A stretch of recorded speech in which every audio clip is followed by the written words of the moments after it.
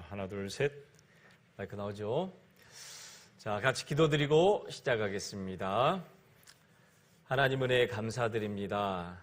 하나님의 크신 은혜로 구원받아 하나님의 말씀과 교회 가운데서 저희들을 가르치시고 인도해 주시는 은혜 감사드립니다. 오늘 또 이렇게 갈릴리 학교를 통해서 하나님의 뜻을 배우고 하나님의 뜻에 따라 순종하며 살아갈 수 있도록 하나님 도와주시옵소서. 이 시간 저희들 이 말씀을 통해 우리의 삶의 현 주소를 살펴보고 하나님의 뜻에 더욱 순종하여 살아가는 그런 그리스도인 되도록 가르쳐 주시고 인도해 주시옵소서. 예수님 이름으로 기도드렸습니다. 아멘. 자, 성경 요한복음 15장 한번 보시겠습니다. 요한복음 15장 1절부터 6절까지 요한복음 15장 1절부터 6절까지 제가 천천히 읽어드리겠습니다. 내가 참 포도나무요 내 아버지는 그 농부라. 무릇 내게 있어 과실을 맺지 아니하는 가지는 아버지께서 이를 제버리시고 무릇 과실을 맺는 가지는 더 과실을 맺게 하려 하여 이를 깨끗게 하시느니라. 너희는 내가 일러준 말로 이미 깨끗하였으니 내 안에 거하라. 나도 너희 안에 거하리라. 가지가 포도나무에 붙어있지 아니하면 절로 과실을 맺을 수 없음 같이 너희도 내 안에 있지 아니하면 그러하리라. 나는 포도나무요 너희는 가지니 저가 내 안에 내가 저 안에 있으면 이 사람은 과실을 많이 맺나니 나를 떠나서는 너희가 아무것도 할 수 없음이라. 사람이 내 안에 거하지 아니하면 가지처럼 밖에 버리워 말라지나니 사람들이 이것을 모아다가 불에 던져 사르느니라. 6절까지 읽었습니다. 오늘 말씀의 주제는 벌써 이제 갈릴리 학교 네 번째 시간이 되었습니다. 방금 읽었던 이 말씀대로 이제 구원받은 이후에 우리가 반드시 알아야 되고 정말 중요하게 여겨야 될 것 중에 하나가 바로 교회와 교제에 대한 말씀입니다.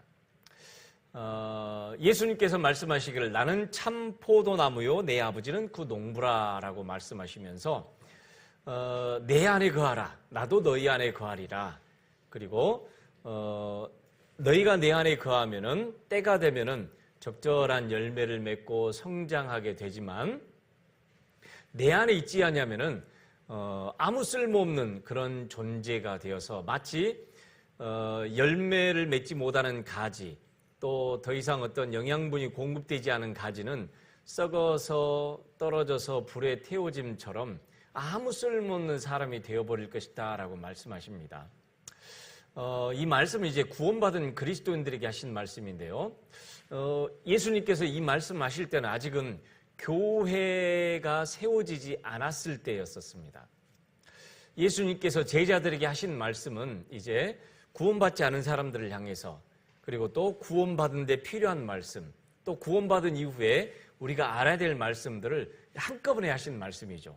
그걸 제자들도 예수님을 따라다닐 동안에는 이해하지 못하다가 나중에 이제 오순절날 성령님이 오셔서 3년 반 동안 예수님을 따라다니면서 보고 듣고 배웠던 내용들이 이제 하나씩 깨달아지고 이해가 되고 연결이 되면서 예수님이 하신 말씀이 바로 이 뜻이었구나라고 이제 더욱 알게 되었던 것들입니다. 오늘 네 번째 주제가 바로 교회와 교제에 대한 말씀입니다. 우리가 이제 전도를 해보다 보면은 어렵게 교회에 모셔와서 일주일 동안 성경을 배우고 그 성경을 배우는 과정 중에 성경이 사실이고 하나님이 계신다는 것도 어렴풋이 인정을 하게 됩니다.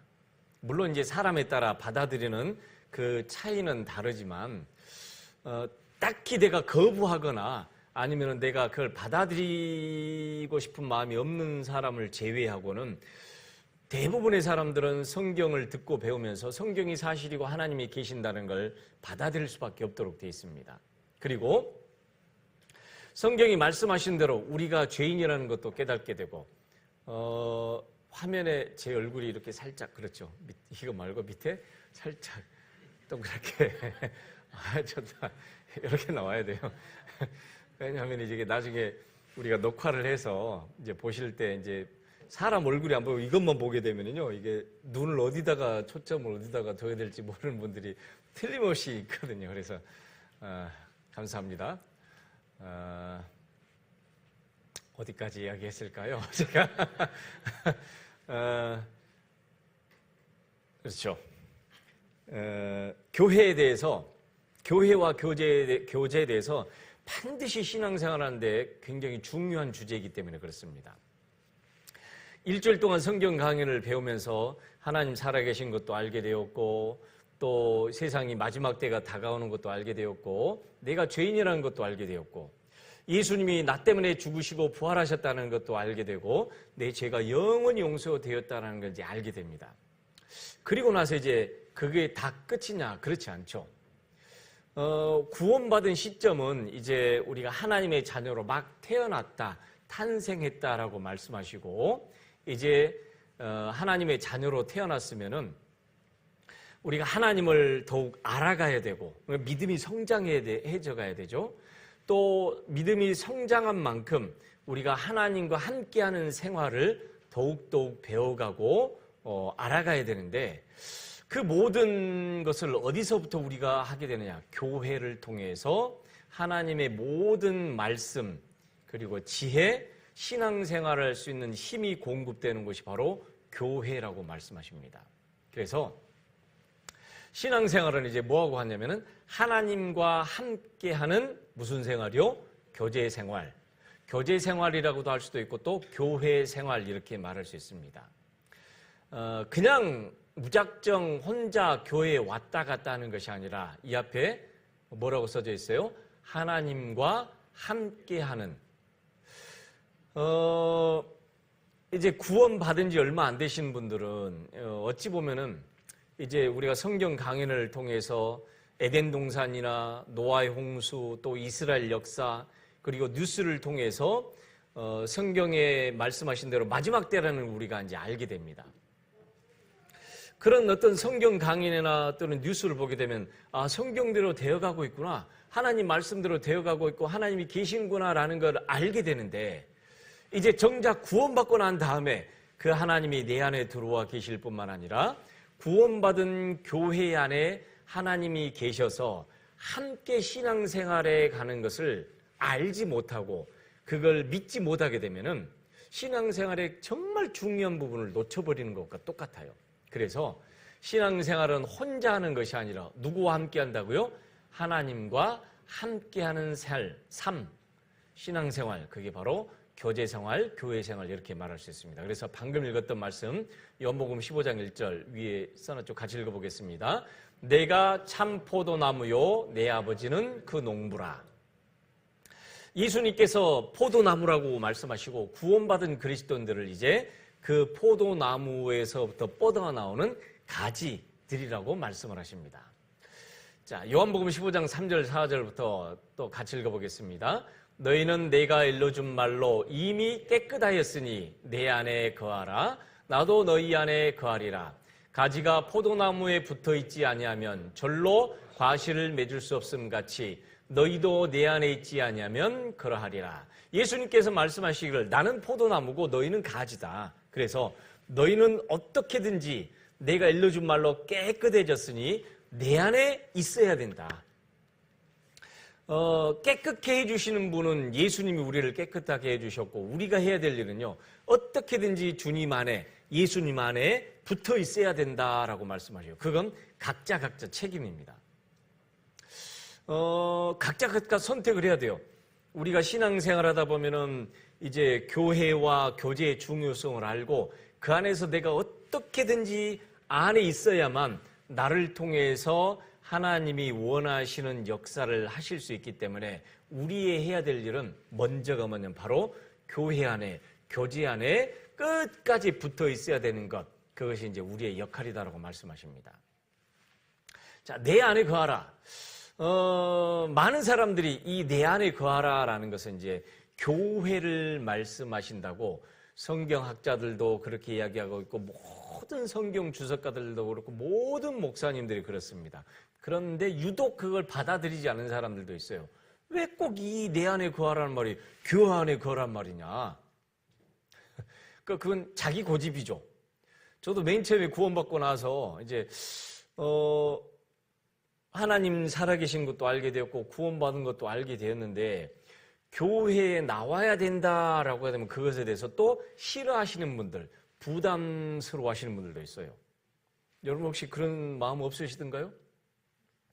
일주일 구원받고 와 천국 가게 됐네. 좋아. 그건 좋아하는데 이제 매주 빠지지 않고 교회에 나와야 된다. 또 교회에서 이러이러한 활동을 해야 된다라고 하면은 그건 나는 아직 아닌 것 같아요.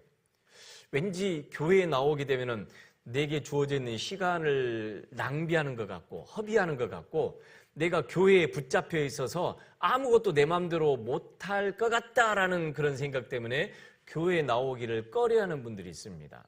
그런데 예수님께서는 내가 일러준 말로 깨끗함을 받았으니까 너희들이 해야 될 일은 뭐냐면 교회 안에 붙어 있어야 된다라고 말씀하셔요. 여기 이제 내 안에 거하라라는 말은 여러분 뭐 교회 안에 붙어 있어라라고 성경에 명확하게 말씀하시지 않았지만 성경의 전체적인 의미를 살펴봤을 때 이 내 안은 교회라는 것을 우리가 찾아볼 필요가 있습니다. 자, 그래서 교회라는 의미가 뭐냐? 오늘 말씀의 주제가 이제 교회와 교제입니다. 그런데 그 앞에 뭐가 어떤 수식어가 붙냐? 하나님과 함께하는 교회, 교제 생활입니다. 성경에 이제 교회란 말은 헬라어로 이 신약 성경이 헬라어로 기록이 되었습니다. 그리스어죠, 그리스. 헬라어로 기록이 됐는데 에클레시아라는 말인데 이게 어떤 뜻이냐면 불러내었다, 따로 불러서 구별시켜놨다, 따로 떼놨다라는 의미가 바로 에클레시아란 말입니다. 다른 말로 하면 악한 세상에서 빼낸 하나님의 거룩한 백성으로 구별된 자들이란 의미입니다. 자, 그게 이제 고린도전서 1장 2절부터 3절까지 보게 되면 자, 교회의 의미를 명확하게 설명을 해 주셔요. 자, 여기 천천히 같이 읽어보겠습니다.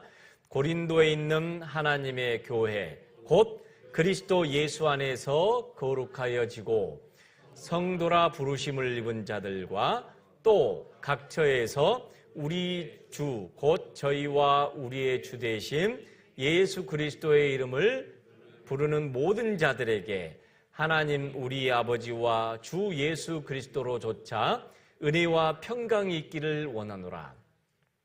자, 고린도에 있는 하나님의 교회, 그리고 곧 이렇게 돼 있죠. 수학 용어로 하면은 뭘까요? equal. 1 플러스 1은 뭐라고요? 2. 뭐 어려운 말 하는 거 아니죠? 1 더하기 1은 2. 그게 부등호 똑같다라는 말이잖아요. 즉 고린도에 있는 하나님의 교회, 곧 그게 뭐냐? 그리스도 예수 안에서 거룩하여지고 성도라 부르심을 입은 자들을 교회라고 하는다. 그 교회가 어디에 있냐? 고린도에서 구원받은 사람들을 일컬어서 교회라고 표현을 합니다. 저도 어렸을 때 구원받기 전에는 교회 그러면은 십자가가 달려있는 그 큰 교회, 당, 그걸 이제 교회라고 생각을 했어요. 그런데 성경에서 말하는 교회의 의미는 이런 건물이 아닙니다. 건물이 아니고 교회는 뭐냐? 구원받은 사람들을 일컬어서 교회, 구별된 사람들, 하나님이 거룩하게 빼낸 사람들을 교회라는 의미로 씁니다. 그러면 이 건물은 뭐라고 불러야 될까요? 교회 당. 이 당은 무슨 당? 집당자. 그래서 구원받은 사람들이 모이는 건물. 그게 이제 교회의 당이라는 의미입니다. 그래서 고린도에서 구원받은 사람들이 모였기 때문에 무슨 교회? 고린도 교회. 우리는 포항 남부에서 모이기 때문에 무슨 교회? 포항 남부교회. 만약에 우리가 구룡포에서 모인다. 그럼 무슨 교회? 구룡포 교회. 이렇게 그 지역에 있는 형제 자매들, 구원받은 사람들의 이름을 따서 고린도에서 모이는 구원받은 성도들, 고린도 교회, 그렇게 이야기를 붙입니다. 자, 그래서 고린도전서 1장 9절 같이 읽어보겠습니다. 너희를 불러 그의 아들 예수 그리스도 우리 주로 더불어 교제케 하시는 하나님은 미쁘시도다. 우리를 구원받지 않은 이 세상 사람들 가운데서 구별시켰어요. 너는 구원받은 사람. 그리고 어떻게 이제 불러내었다. 에클레시아라는 의미입니다. 그래서 이제 어떻게 할 거냐? 예수님과 함께 더불어서 예수님과 함께 교제케 하시는 하나님. 자, 이 교제라는 의미가 또 사귄다, 알아간다라는 의미도 있는데요. 성경에서 에베소서는 교회가 무엇인지에 대한 정의를 에베소에서 가장 정확하게 내려놨고, 교제는 이제 구원받은 사람들이 하는 활동, 구원받은 사람들이 무엇을 하는지, 또 왜 구원받은 사람들을 이렇게 한 곳에 모아놨는지, 이유가 뭔지, 그것에 대해서 교제라고 합니다. 교회는 구원받은 사람들을 모아놓은 무리, 그리고 교제는 그 사람들이 모여서 하는 행동이나 활동을 교제라고 그래요. 자, 또 교제의 의미는 어떤 의미가 있느냐? 이 교제를 잘 나타내는 성경이 빌립보 성경입니다. 에베소서는 교회에 대한 의미, 빌립보서는 교제에 대한 의미, 그리고 골로새서는 이제 교회를 이루는 구성원을 이루는 형제자매들이 교제를 하는 가운데서 하나님의 영광을 위해서 살아야 되는 것이 바로 또 골로새서의 의미입니다. 자, 그래서 빌립보서에서는 동참한다, 함께한다라는 단어가 정말 많이 나옵니다. 그래서 교제한다, 함께한다, 예수님과 함께하는 생활, 교제생활, 신앙생활, 예수님과 함께하는 형제자매들이 함께하는 활동, 그걸 또 교제라고 그래요. 자, 빌립보서를 한번 찾아보겠습니다. 빌립보서. 빌립보서 1장 5절, 빌립보서 1장 5절. 자, 같이 읽어보겠습니다. 첫날부터 이제까지 복음에서 너희가 교제함을 인함이라. 복음으로 구원받았고 똑같은 복음을 믿은 사람들이 이제 그 복음을 위해서 함께하는 모든 활동, 그걸 교제라고 해요. 자, 그래서 7절, 그 밑에 또 7절 같이 읽어보겠습니다. 내가 너희 무리를 위하여 이와 같이 생각하는 것이 마땅하니 이는 너희가 내 마음에 있음이며 나의 매임과 복음을 변명함과 확정함에 너희가 다 나와 함께 은혜에 뭐한 자가 됐다고요? 참여했다. 그래서 교제한다라는 말은 동참한다, 참여한다라는 말이에요. 기쁨에도 함께하고 힘든 일도 함께하고 즐거운 일도 함께하고 슬픈 일도 함께하고 어려움도 함께하고, 그 참여한다라는 의미가 교제한다라는 의미입니다. 어떠세요? 우리가 좋은 일 있을 때만 참여하고 힘든 일은 사람들은 하기를 원하지 않습니다. 그건 교제한다라는 말이 아니죠. 교제한다라는 것은 슬픈 일이든 즐거운 일이든 힘든 일이든 또 고난이든 간에 함께하는 것, 그것을 교제한다라고 말해요. 자, 예수님과 더불어서 교제하는 삶, 그걸 신앙생활.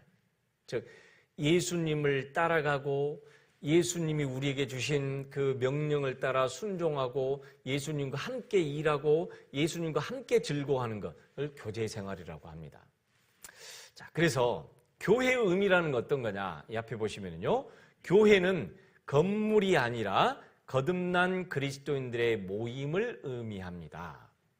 눈에 보이지 않는 교회, 어떤 사람은 이제 무형의 교회, 그렇게 눈에 보이지 않아요. 그러나 보이지 않지만, 자, 건물들이 서로 옛날에는 주로 이제 돌이나 벽돌을 일일이 하나씩 차곡차곡 쌓아서 건물을 만들었는데요. 지금은 이제 여러 가지 공법을 사용하게 되는데, 성경에서 말하는 교회는 이제 건물을 비유를 해서 이렇게 말씀을 하십니다. 같이 읽어보겠습니다. 그의 안에서 건물마다 서로 연결하여 주 안에서 성전이 되어가고 너희도 성령 안에서 하나님의 거하실 처소가 되기 위하여 예수 안에서 함께 지어져 가느니라. 교회는 건물이 아니에요. 그러나 또 건물로 비유할 수 있어요. 혼자서는 건물이 되어질 수 없고 혼자서는 집이 지어질 수 없는 것처럼 형제자매들이 한 사람 한 사람 연결이 되어서 그게 이제 주님이 함께 계시는 건물이 되고 그 교회를 통해서 주님이 일을 하시게 됩니다. 그 일에 동참하는 활동을 교제생활이라고 합니다. 자, 그래서 우리는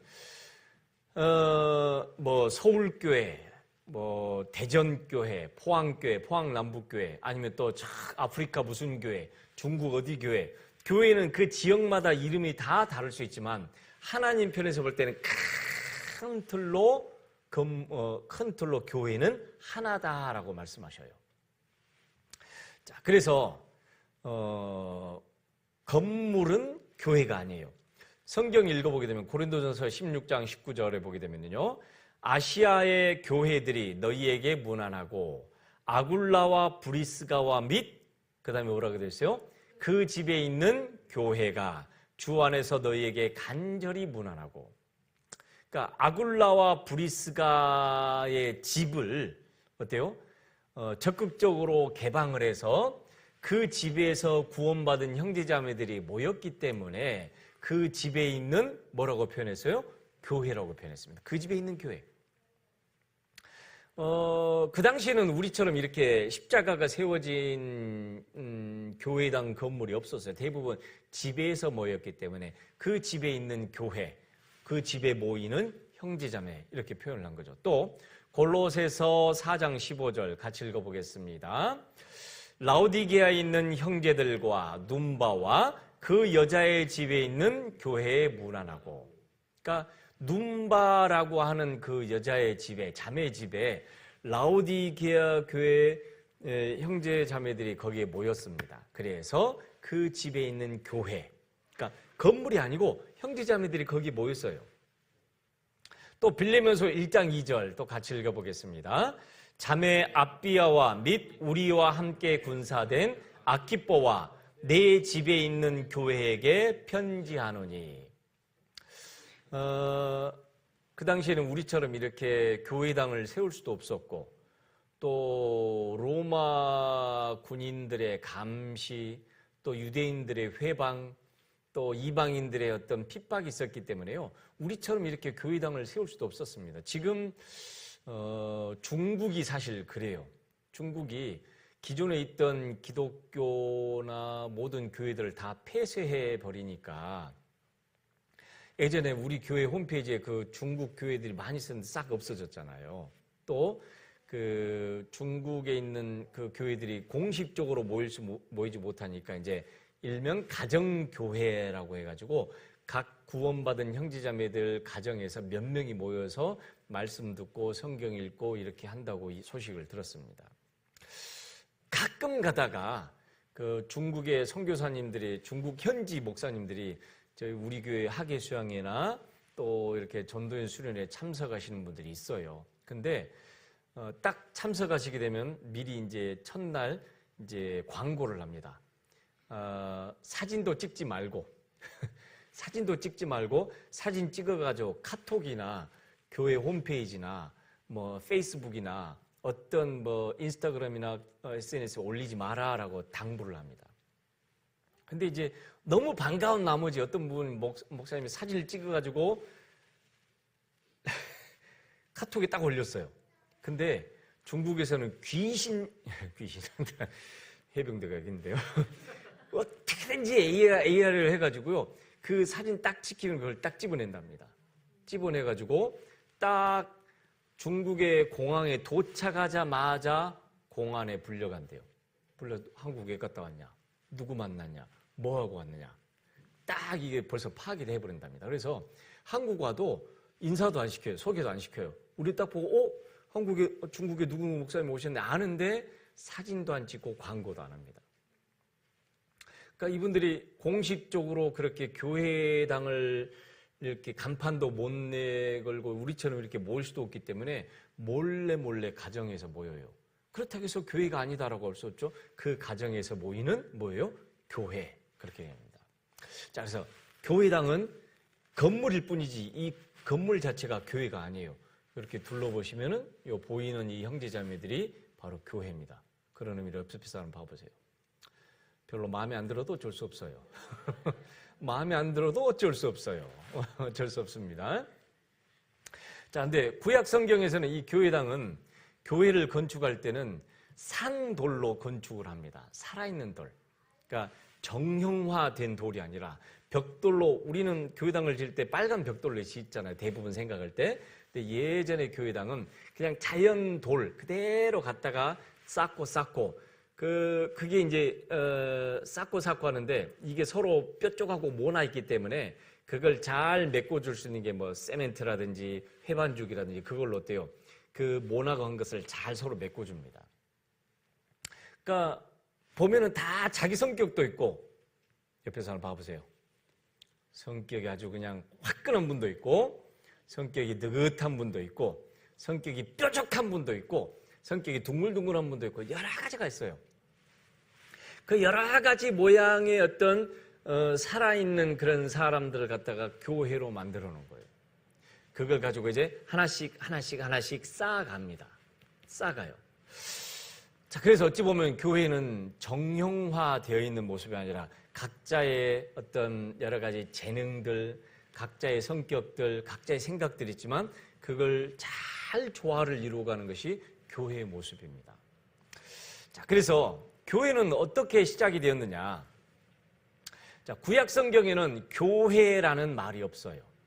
교회라는 말이 구약 성경에 나오지 않습니다. 그건 교회는 비밀이라고 되어 있습니다. 비밀. 즉 구약 시대의 선지자들에게는 이 교회의 모습이 감춰져 있었습니다. 드러나지 않았어요. 그냥 이걸 이제 예언의 산봉우리라고 합니다. 이제 전문 용어로 예언의 산봉우리라고 해요.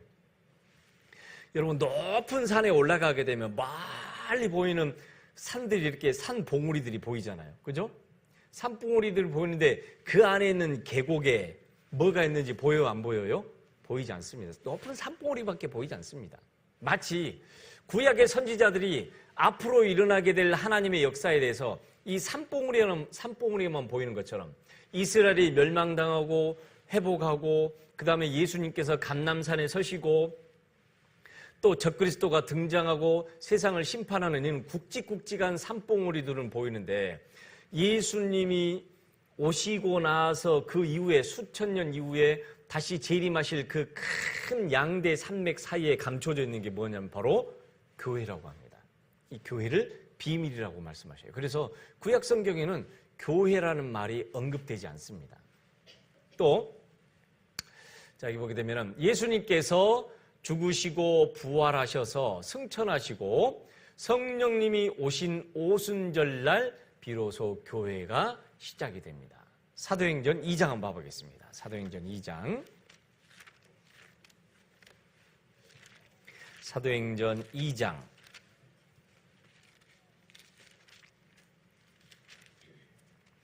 사도행전 2장 1절부터 4절까지 제가 읽어드릴게요. 오순절날. 오순절이 무슨 뜻일까요? 오순절. 오순절. 무슨 뜻일까요? 청년회장님? 오순절날이 무슨 뜻일까요? 그 앞에 있는 홍영 경진이? 그 옆에 있는 고양인진이? 네? 알아보겠다고? 어렵게 생각하지 마세요. 오순절날 무슨 뜻일까요? 50일째 되는 날.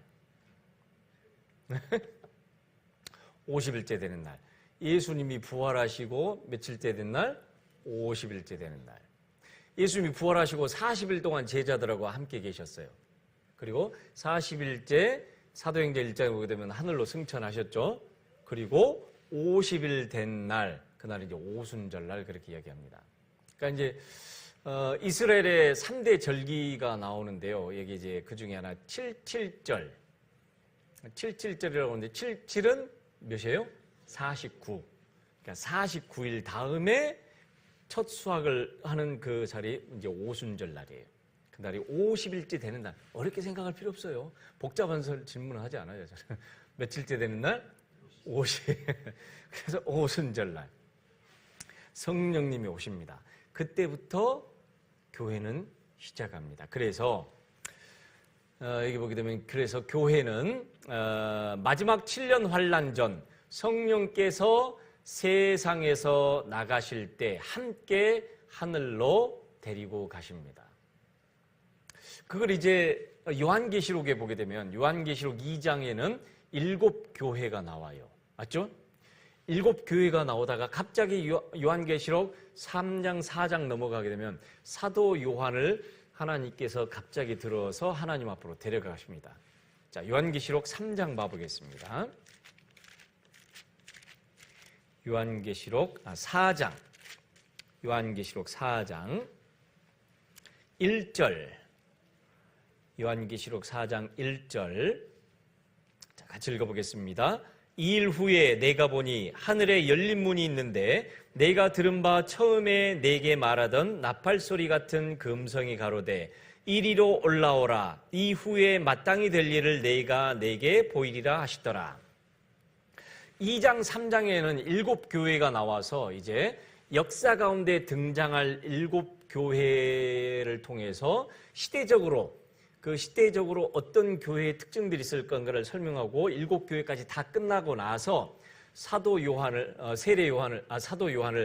이제 성령께서 이제 하나님 앞으로 데리고 올라갑니다. 이리로 올라오라. 그래서 이 말씀을 기점으로 교회 시대가 끝나게 되면 성령께서 교회를 끌고 하나님 앞으로 데리고 가실 것을 설명합니다. 사도 요한을 대표로 데리고 올라가신 것처럼 교회를 구름 속에 재림하시는 예수님을 만나는 것처럼 그리스도인들을 데리고 올라갈 사건에 대해서 설명하시는데, 그래서 현재 우리 시대를 이제 은혜 시대 또는 교회 시대, 성령 시대 그렇게 표현을 합니다. 자, 그래서 아담 때는 개인을 통해서 하나님이 역사하셨고요. 그 이후에 노아 시대 때는 이제 가족을 통해서, 아브라함, 이삭, 야곱을 통해서는 이제 족장 시대라고 합니다. 족장들을 통해서. 그리고 이스라엘의 광야 생활 가운데서는 그걸 이제 스데반은 광야 교회라고 표현합니다. 그 전에는 교회라는 단어가 나오지 않아요. 사도행전 7장 한번 봐보시겠습니다. 사도행전 7장. 사도행전 7장. 사도행전 7장 38절 같이 읽어보겠습니다. 시내산에서 말하던 그 천사와 및 우리 조상들과 함께 광야 교회에 있었고 또 생명의 도를 받아 우리에게 주던 자가 이 사람이라. 스데반은 이 광야에 있었던 때를 그냥 광야 생활이라고 하지 않고 교회라고 표현을 합니다. 즉 주님과 함께하는 생활, 그게 바로 신약 교회의 그림자이고, 교제 생활, 말씀을 배우고 만나를 먹고 하나님의 보호하심이 있다는 것도 배우고 하나님의 능력이 물로 매출하기로 모든 것으로 공급해 주신 것을 경험하게 합니다. 이건 신약 교회에 대한 그림자예요.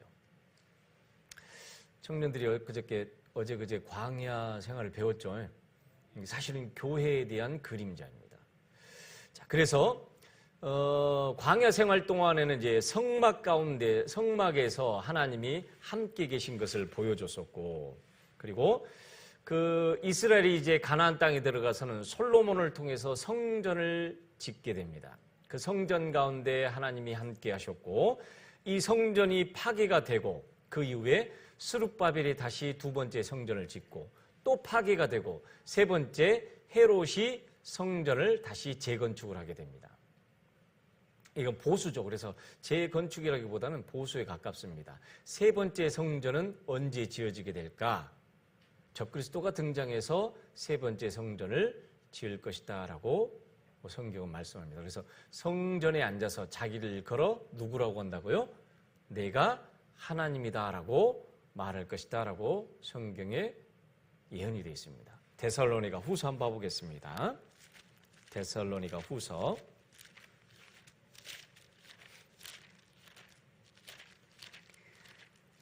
데살로니가 후서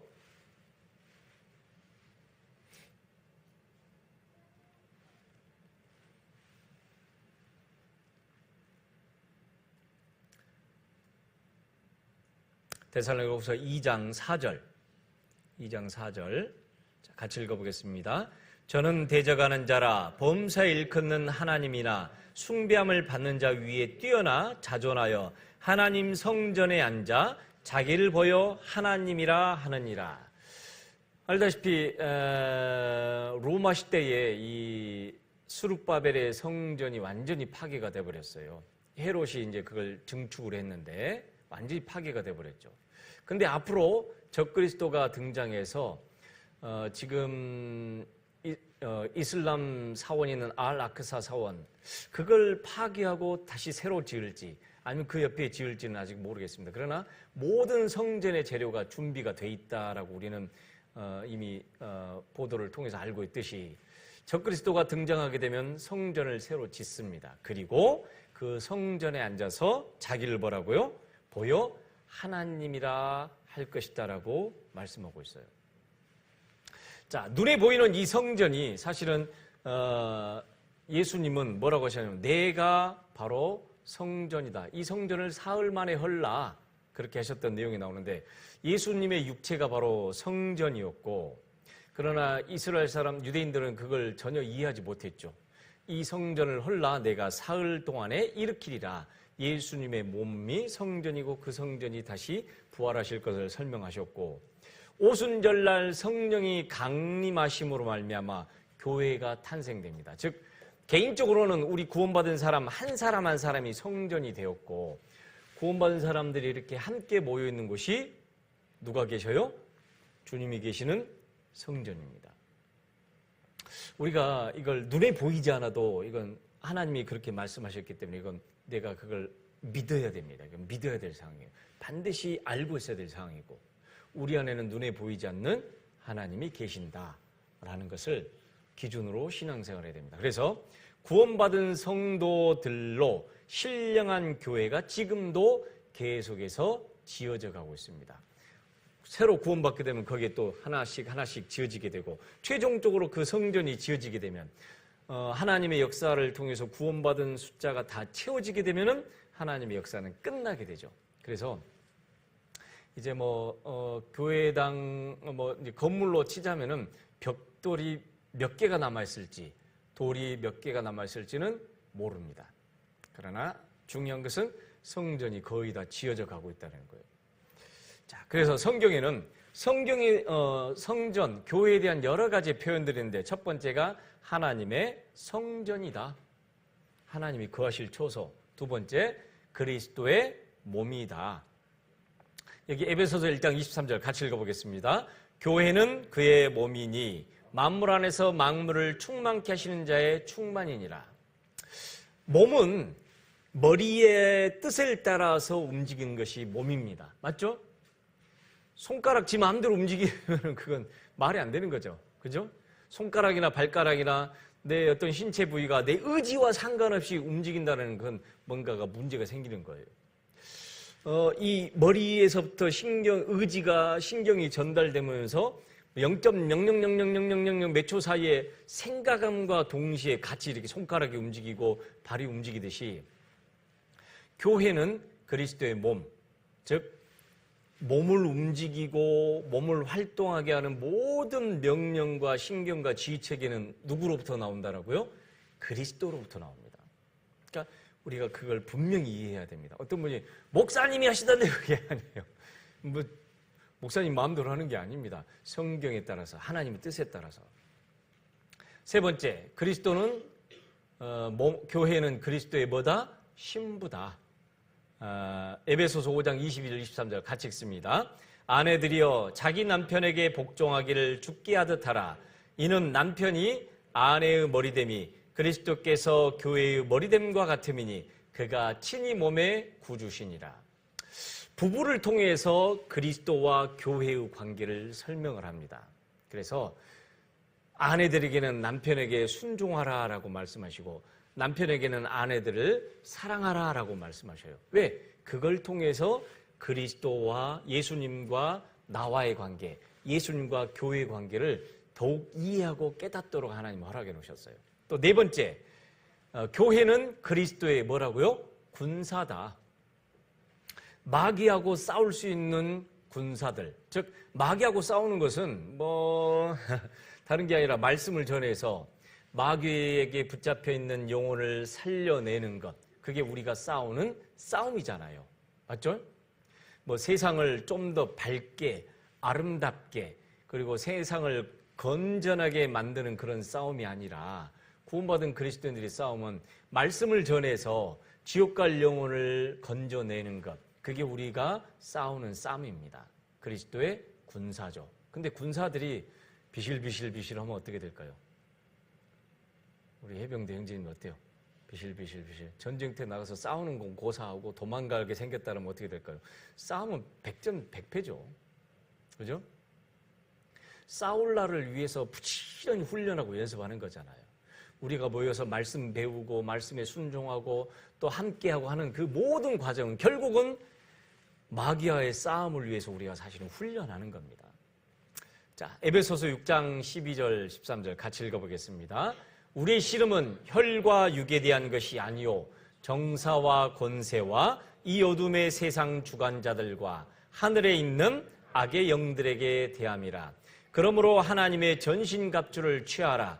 이는 악한 날에 너희가 능히 대적하고 모든 일을 행한 후에 서기 위함이라.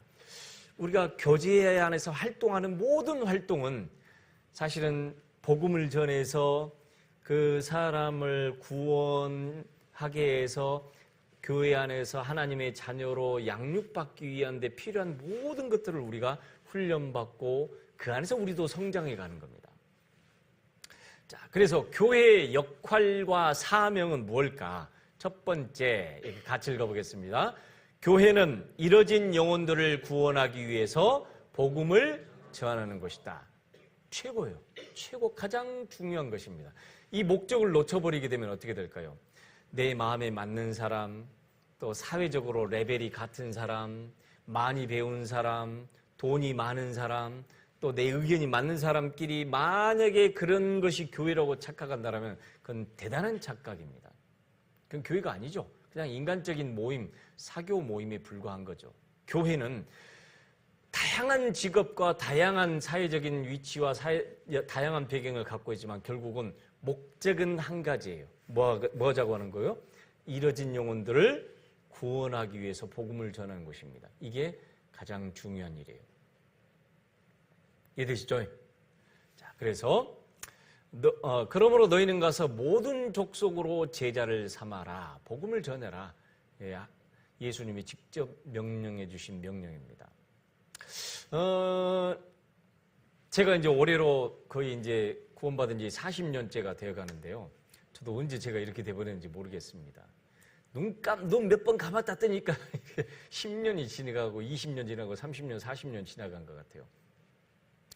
근데 지금도 제가 생각해보면 저를 전도했던 제 친구들, 또 막참에 구원받아서 막 간증을 정말 잘하던 형제자매님들, 또 정말 죽기 살기로 열심히 봉사하던 형제자매들, 막 부모님 전도를 위해서 울면서 기도 부탁했던 그런 형제자매들의 모습들이 가끔씩 떠오릅니다. 가끔씩. 근데 40년이 지난 지금 그렇게 했던 분들이 과연 몇 분이나 남아있을까? 별로 없어요. 별로 없어요. 여러 가지 개인적으로든 가정적으로든 아니면 교회적으로든 많은 고난과 사건과 바람이 지나갑니다. 그 속에서 끝까지 누가 남아있느냐, 남아있지 않느냐. 사실 그게 굉장히 중요한 거거든요.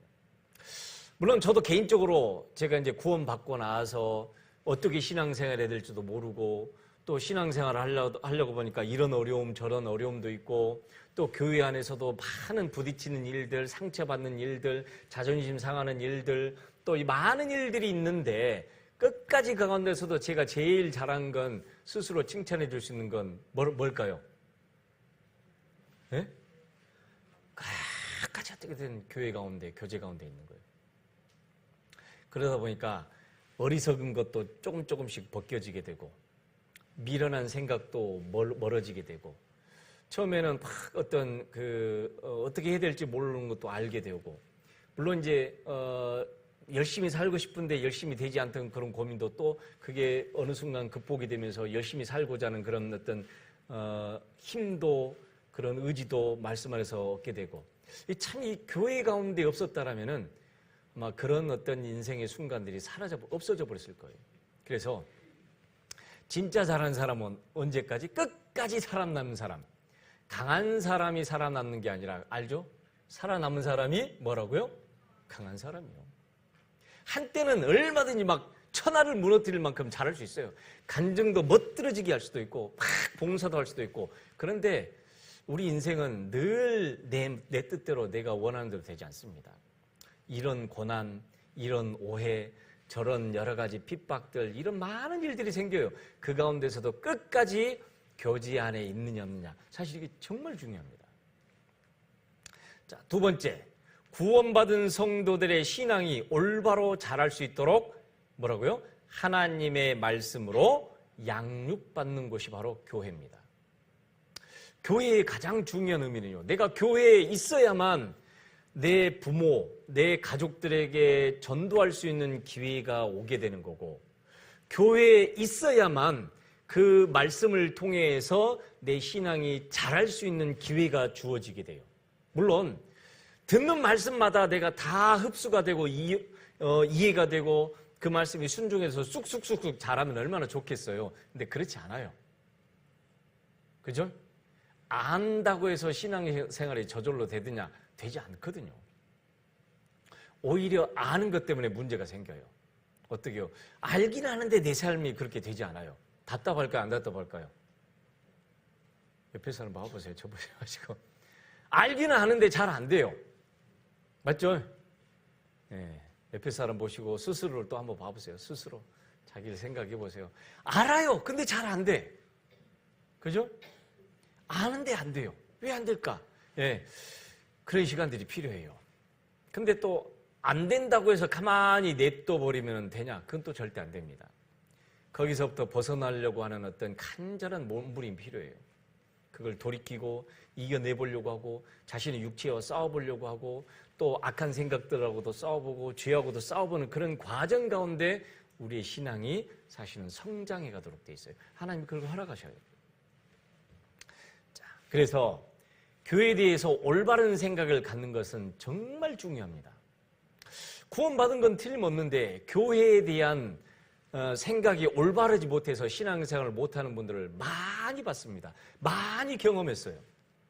감사한 것은 제가 그런 사람이 아니라는 건 정말 감사해요. 그런데 저라고 처음부터 교회에 대해서 올바른 생각을 가졌을까요? 그렇지 않습니다. 처음에는 구원받고 나니까요, 형제자매님들이 전부 다 천사처럼 보였어요.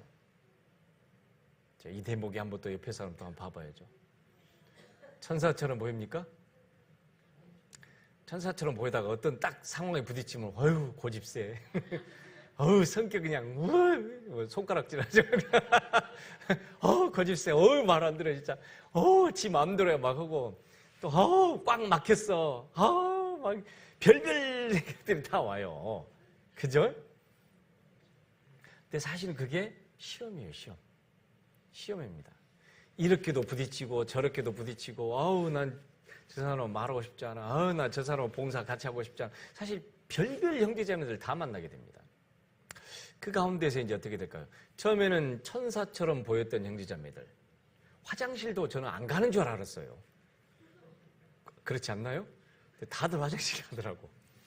밥도 안 먹은 줄 알았어요. 이슬만 먹고 사는 줄 알았어요. 많이 드시더라고. 막 욕심도 내고 이거 똑같구나. 그러다 보니까 어떻게 해요? 실망해요. 교회에 대해서 실망하게 되고, 말씀은 저래도 말은 저렇게 하는 것 같아도 뒤로 가면 또 굉장히 위선적인 것 같고 이중적인 것 같고, 그러다 보니까 나도 모르게 교회에서 전하는 말씀과 그렇게 살지 못하는 형제자매들 보고 판단도 되고 비판도 하게 되고 정죄도 하게 되고, 사실 이게 거쳐가야 될 과정들이더라고요. 저도 보니까. 그러다 보면은요, 하나님의 말씀과 우리 가운데 하나님이 함께 계신다는 생각보다는 사람이 먼저 보입니다. 그러면서 또 옆 사람 봐보셔요. 옆에 봐보셔요. 사람이 먼저 보여서 아이 안 해. 안 해. 사실 이런 생각이 올라오게 되거든요. 자, 이제 앞에 보세요. 그만 보고. 째려본다고 해서 뭐 바뀌니까 안 바뀌어요. 마음은 원인데 절대로 안 바뀝니다. 저 사람은 저게 문제야. 알아요. 본인도 알아요. 근데 안 돼요. 잘 안 됩니다. 나도 잘 안 돼요. 그죠? 그러니까 함부로 누구를 판단할 수도 없고 정죄할 수도 없어요. 나도 내 안에 모순이 있고 잘 안 된다는 걸 알거든요. 그걸 알고 나면은 사실 이제 형제자매들의 단점이 보이는 것이 아니라 하나님이 보이고 하나님의 말씀이 보입니다.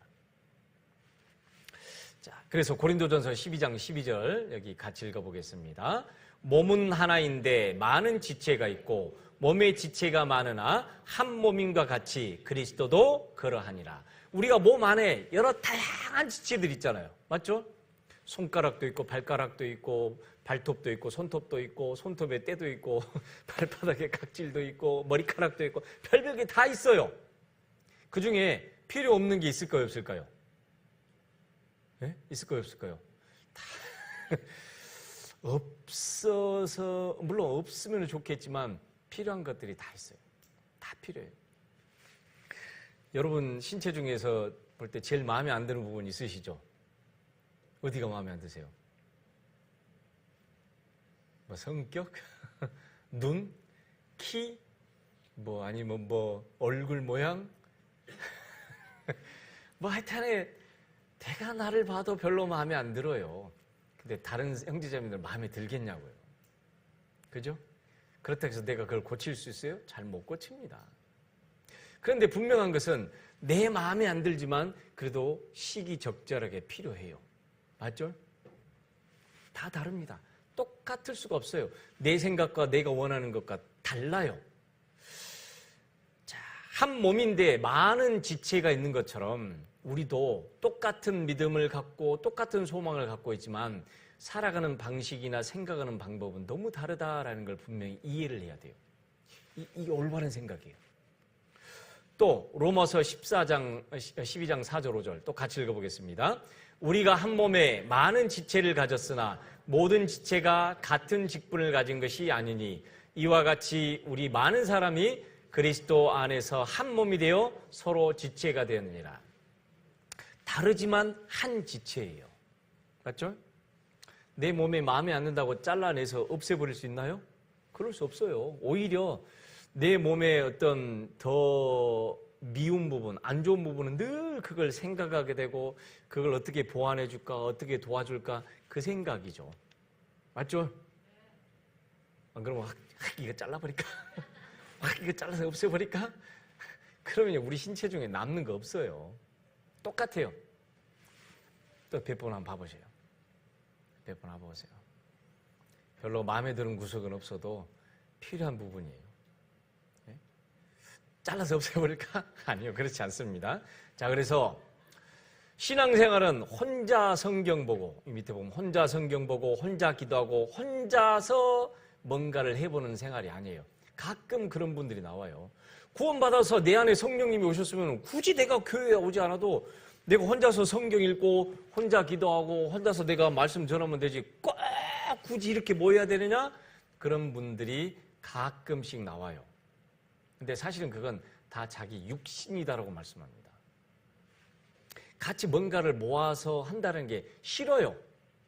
내 마음에 안 맞는 사람도 있고 또 그 마음에 안 드는 사람하고 마음을 모아야 된다는 것도 또 어떤 사람 내가 그 사람 밑에 가서 그 사람 말에 따라가야 되는 것도 싫고 또 의견이 안 맞는 사람하고 막 이렇게 부딪히는 것도 싫고 그러니까 에이 꼭 그래야만 되느냐?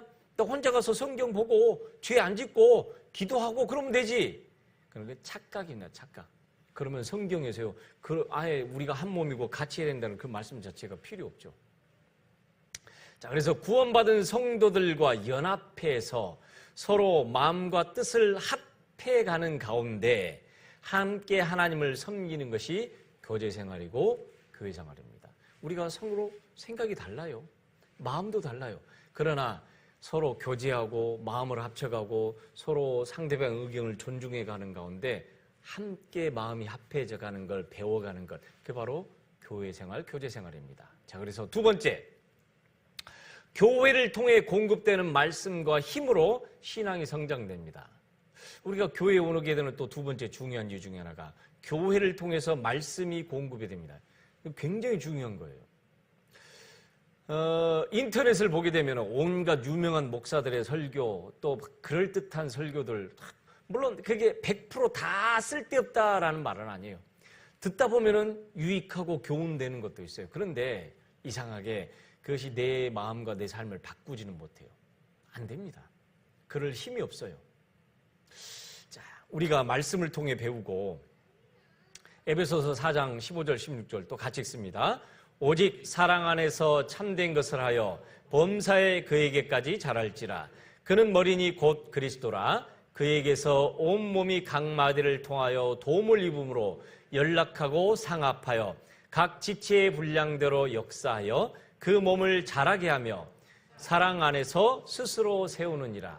교회 안에서 공급해 주시는 말씀, 형제자매들과 함께 하면서 배우게 되고 함께 마음을 맞추고 함께 마음을 합해서 복음을 전하고 교회를 세워가는 걸 통해서 하나님이 깨닫게 해주시고 공급해 주시는 많은 것들이 있어요. 이게 만약에 딱 끊겨버린다 그러면은 더 이상 자라지 않습니다. 자라지 않아요. 구원받은 것에 딱 멈춰버립니다.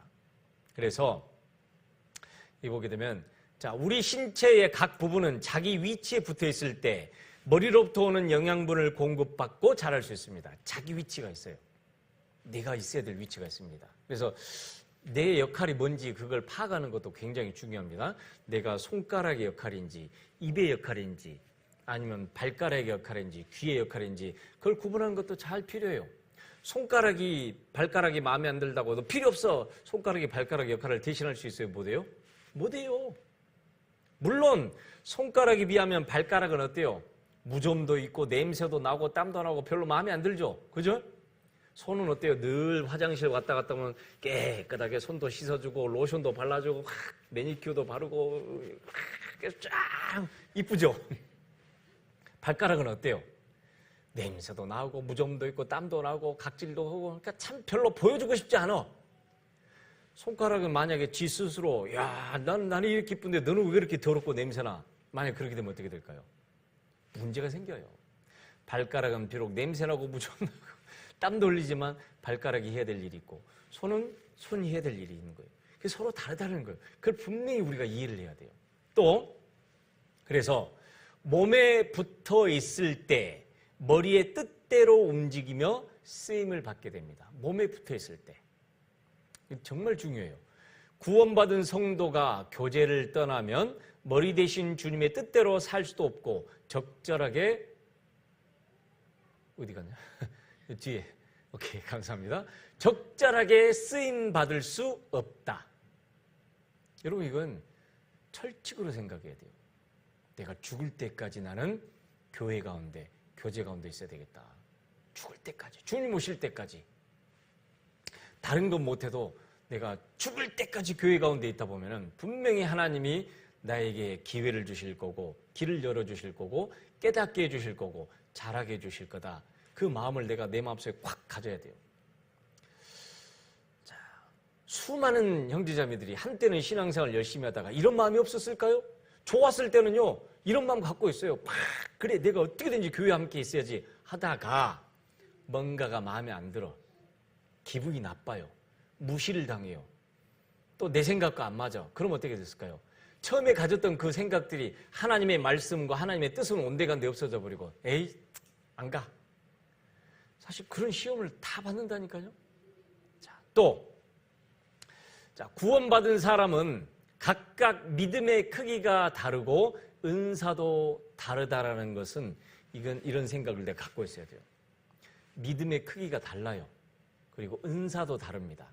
나에게는 지극히 당연한 건데 어떤 사람에게는 그걸 당연하다고 생각지 않는 분도 있어요. 그것을 가지고 비판할 수는 없어요.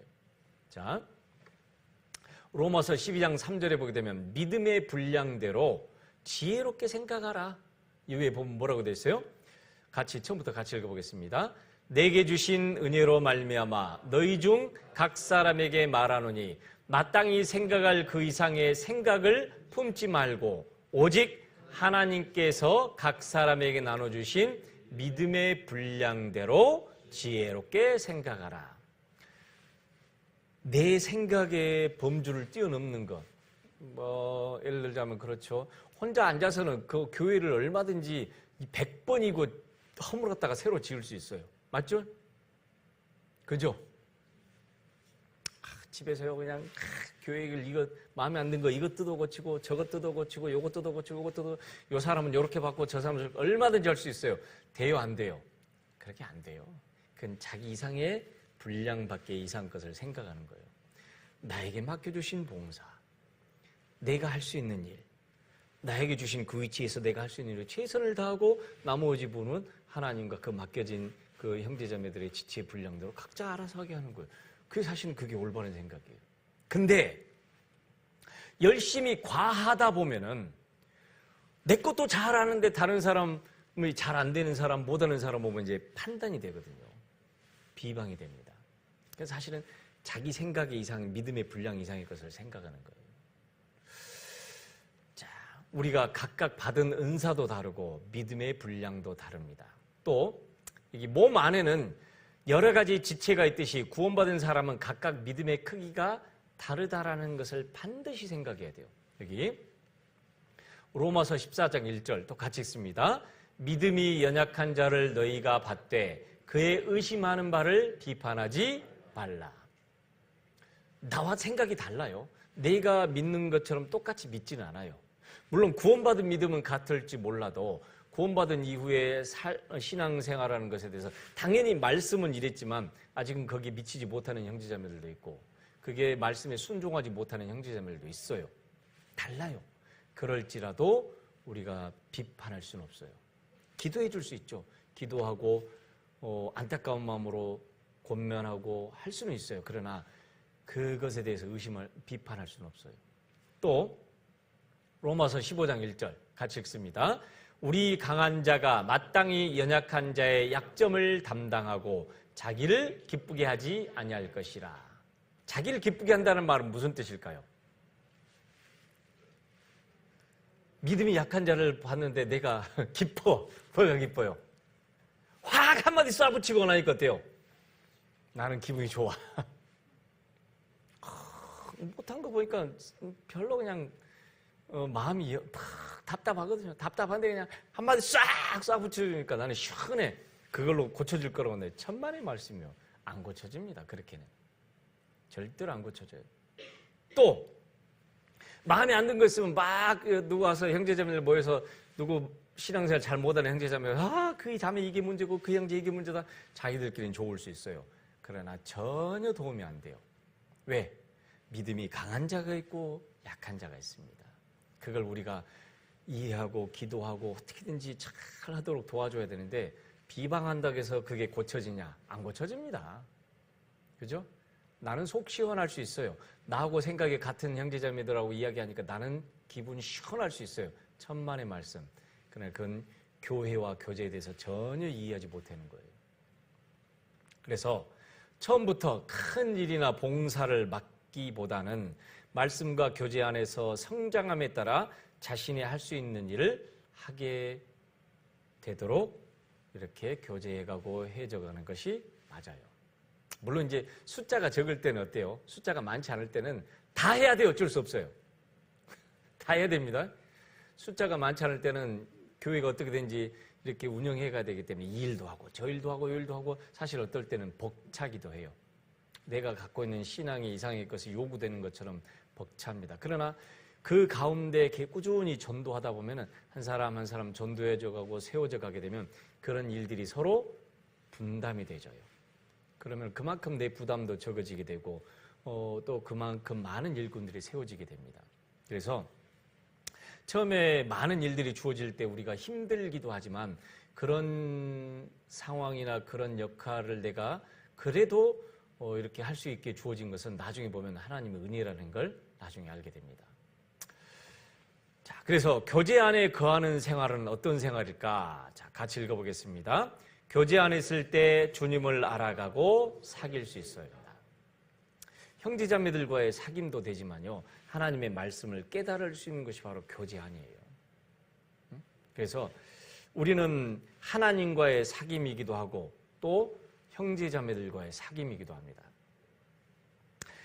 하나님과 사귐이 정상적이게 되면 형제자매들과 사귐도 정상적일 것이고, 형제자매들과 사귐이 올바르게 되면 그 안에서 또 하나님의 뜻을 깨달아가도록 돼 있어요. 이게 정상적인 겁니다. 자, 이건 내가 하나님 앞에 내 신앙만 오르면 되지, 그건 절대로 잘못 생각하는 겁니다. 내 형제자매들과 함께하는 것도 배워가야 돼요. 네? 혼자 있는 것을 너무 그래서 좋아하지 마세요. 물론 혼자 있는 시간이 필요해요. 그러나 하나님과 함께하는 시간을 반드시 배워야 돼요. 마태복음 18장 봐보겠습니다. 마태복음 18장. 자, 거의 다 끝나가니까요. 자, 마태복음 18장. 자, 마태복음 18장 19절 20절. 19절 20절 같이 읽어보겠습니다. 진실로 다시 너희에게 이르노니 너희 중에 두 사람이 땅에서 합심하여 무엇이든지 구하면 하늘에 계신 내 아버지께서 저희를 위하여 이루게 하시리라. 두세 사람이 내 이름으로 모인 곳에는 나도 그들 중에 있느니라. 두세 사람이. 그러니까 혼자서는 절대로 교회를 이룰 수도 없고 하나님의 뜻을 행할 수도 없어요. 어떤 사람은 자기 만족이에요. 나 구원 받았으니까 내가 그냥 집에서 편하게 말씀 듣고 요즘 유튜브 인터넷으로도 다 말씀 나오고 그러는데 뭐 굳이 교회까지 가서 교회 가려면 아침부터 차려입고 뭐하고 얼마나 힘든데, 또 이 봉사 저 봉사하는데 얼마나 힘든데, 사실 그건 주님을 알아가고 교회를 알아가고 형제자매들과 함께 마음을 합해가서 하나님의 뜻을 이렇게 이루어가고 건축은 하나의 작품을 만드는 것처럼 하나님의 교회가 세워져가는 그것을 참여해보지 못하면은 절대로 이건 얻을 수 없도록 돼 있어요. 모릅니다. 하나님의 이 역사에 내가 함께 동참해서 함께 가는 이것이 얼마나 보람된 일인지는 절대로 모르도록 돼 있습니다. 자, 두 번째, 교제 안에 있을 때 뭘 맺게 된다고요? 열매를 맺게 됩니다. 교제 안에 있을 때 열매를 맺게 돼요. 전도할 수 있는 기회, 또 전도할 수 있는 지혜, 또 전도할 수 있는 상황이 반드시 나에게 옵니다. 물론 전도의 외적으로는 전도의 열매, 그리고 내적으로는 성령의 열매. 성령의 열매 몇 가지죠? 9가지. 오직 성령의 열매는 사랑과 희락과 화평과 오래 참음과 자비와 양선과 충성과 온유와 절제. 이건 구원받은 그리스도인들 안에서 맺어지는 내적 열매라고 그래요. 인격의 열매라고 합니다. 예수님을 닮아가도록 돼 있어요. 그리고 바깥으로는 그런 삶과 함께 우리가 전도해서 전도의 열매가 맺어지는 이 열매, 교제 안에 있을 때 사실 그게 가능해요. 그렇지 않으면 자기 마음대로 살게 됩니다. 또 세 번째, 같이 읽습니다. 교제 안에 있을 때 말씀에 대한 올바른 가르침을 받을 수 있습니다. 자부하는 것은요, 우리 교회만큼 정확하게 말씀을 가르치는 데는 제가 아직까지 만나본 적이 없어요. 미국에서도 말씀 잘 전한다고 하는 목사님들의 설교도 들어보고, 그분들이 그 교회가 어떻게 운영하는지도 들어보고 하는데 그럴듯해요. 그런데 그렇지 않아요. 그냥 빛 좋은 게살구, 그림의 떡, 또 뭐가 있을까요? 하여튼에 그럴듯해, 무늬만 그래요. 그러나 실제적으로 구원받는 역사가 일어나고, 구원받았을 뿐만 아니라 거기서 정상적으로 성장하고 한 명의 어엿한 성숙한 그리스도인으로 성숙해가는 그 역사는 사실 우리 교회에서 일어나요. 우리가 이게 자부하고 살아가야 돼요. 자, 네 번째, 또 같이 읽어보겠습니다. 교제 안에 있는 자는 주님 앞에 설 때 부끄러움을 당하지 않습니다. 우리가 옛날 사도시대처럼 선지자들처럼 복음을 들고 막 전 세계를 쫓아다니면서 혼자 복음을 전하는 그런 시대도 아니고, 어찌됐든 교회를 통해서 주님 역사하시기 때문에 우리가 그 교회와 함께 할 때 주님과 함께하는 삶이 됩니다. 만약에 하지 못하게 되면 나중에 구원받은 게 틀림없다면 하나님 앞에 갔을 때 큰 책망과 부끄러움과 꾸지람을 들을 거예요. 내가 분명히 알려주지 않았느냐? 성경을 통해 그렇게 배우지 않았느냐? 성경을 통해 그렇게 가르침 받지 않았냐는데 너는 왜 그걸 하지 않았느냐라고 분명히 꾸지람을 받습니다. 적어도 우리가 주님 앞에 설 때 부끄럽지 않으려면 우리는 교회와 함께 주님과 더불어서 함께 주님의 역사에 동참하는 생활, 교제 생활, 교회 생활을 해야 돼요. 5번째, 또 같이 읽습니다. 교제 안에 있을 때 우리를 끝까지 지켜주십니다. 놀랍죠? 교제 안에 있을 때 내 신앙이 지켜져요. 그리고 내 삶이 지켜집니다. 교제 바깥에 나가게 되면 어떻게 될까요? 자유롭다라고 생각할 수 있어요. 아, 됐다. 이제 교제도 안 나가고 말씀도 안 듣고 봉사도 안 하고 한번 내가 살고 싶은 대로 살아봐야지. 그래봤자 결국은 뭐밖에 없을까요? 죄 짓는 것밖에 더 되겠어요? 결국은 뭐 쾌락을 즐기는 삶밖에 더 되겠어요? 뭐가 남아요? 아무것도 안 남습니다. 나중에 봐보세요. 자기 손에 뭐가 쥐어지는지 아무것도 없어요. 그러나 때로는 문제가 있을 수도 있고 때로는 오해받을 수도 있고 또 때로는 판단이 될 수도 있고 또는 때로는 비방의 대상이 될 수도 있고 때로는 상처도 받을 수도 있지만 그럼에도 불구하고 내가 끝까지 교제 가운데 있게 되면요. 시간이 지나게 되면 이 문제들은 어때요? 다 해결이 돼요. 해결이 되고 나중에는 큰 문제라고 생각했던 것들이 나중에 보니까 별 문제 아니라는 걸 알게 돼요. 그만큼 신앙의 인격이 성장하고 우리의 마음이 넓어지게 되면 옛날에는 막 심각한 문제처럼 생각했던 게 별 문제가 아니라는 걸 알게 돼요. 그러면서 진짜 중요한 것을 하게 되죠. 유명한 영화의 대사입니다. 그걸로 마칠게요.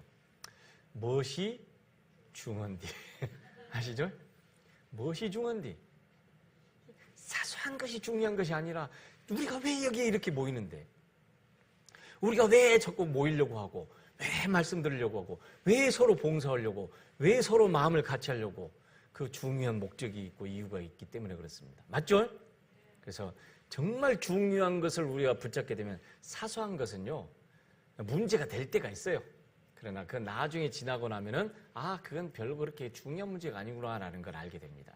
그리고 교회에 붙어 있었을 때 내 신앙이 끝까지 지켜져 왔다는 걸 비로소 이해해요. 어찌됐든 저도 구원받고 나서 눈 깜빡하니까 한 40년이 가버렸는데요. 제가 뭐 남들보다 신앙에 어떤 열정이 있어서 또 어떤 성경 지식이 많아서 그런 게 그렇게 된 거 절대 아닙니다. 교회 안에 있다 보니 교제 안에 있다 보니 배우게 되고 깨닫게 되고 알게 되고 또 힘도 얻고 또 전도해야 될 이유도 알게 되고 봉사하면서 어려운 거 힘든 일 겪으면서도 시간이 지나가게 되면 이게 큰 문제가 아니라는 것도 알게 되고 그걸 견뎌나갈 수 있는 힘들을 우리가 얻게 됩니다. 맞죠? 그래서 그러다 보면 우리 가족들에게도 전도할 수 있는 기회가 와요. 지금은 답답해서 뭐 씨알도 안 먹히는 것처럼 느껴지지만 반드시 그 기회가 옵니다.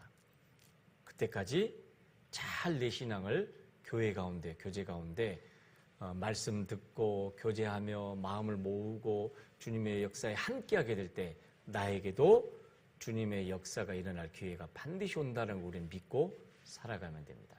아셨죠? 기도하겠습니다. 하나님 감사합니다.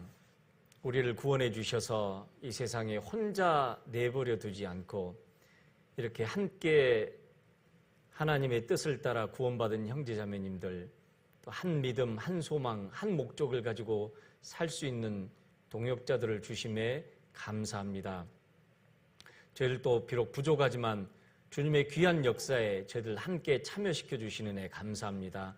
주님 오실 때까지 이 몸된 교회 가운데서 주님 말씀 배우며 순종하며 주님과 함께 복음을 전하는 이 귀한 역사에 저희들 함께 참여시켜 주시는 애 감사합니다. 한 사람의 낙오자도 없이 주님 오실 때까지 끝까지 복음을 전하고 서로 사랑하며 봉사하며 주님의 귀한 역사를 이루다 주님 앞에 설 수 있도록 도와주시옵소서.